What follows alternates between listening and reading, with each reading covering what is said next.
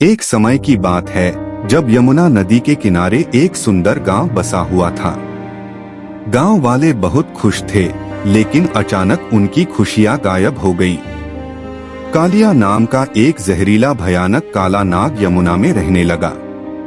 उसने अपने जहर से नदी को जहरीला बना दिया, जिससे उस नदी का पानी पीने वाले लोग बीमार पड़ने लगे और नदी का पानी इतना जहरीला हो गया कि कोई भी उसमें स्नान नहीं कर सकता था।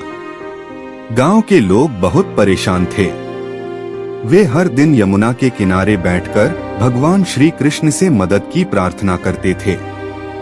और एक दिन भगवान कृष्ण, जो हमेशा अपने भक्तों की सहायता के लिए तैयार रहते थे, उन्होंने गांव वालों की पुकार सुनी। भगवान श्री कृष्ण ने निश्चय किया कि वो कालिया नाग का सामना करेंगे। उन्होंने अपनी बांसुरी उठाई और यमुना के किनारे पहुंचे। जब कालिया नाग ने देखा कि श्री कृष्ण नदी में कूद गए हैं, तो वो बहुत गुस्से में आया। उसने अपने कई सिर फैलाए और श्री कृष्ण को डराने की कोशिश की, लेकिन श्री कृष्ण ने बिना किसी डर के उसे चुनौती दी।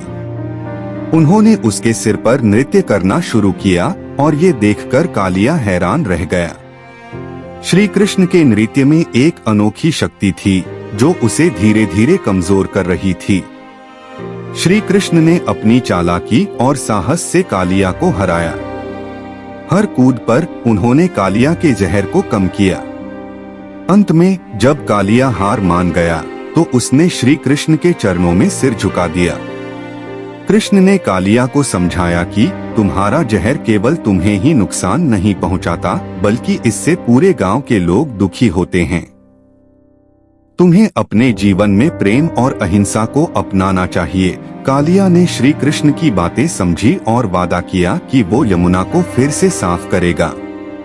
श्री कृष्ण ने फिर यमुना का पानी शुद्ध किया और सभी गांव वाले खुश हो गए। अब वे फिर से नहाने और पानी पीने लगे।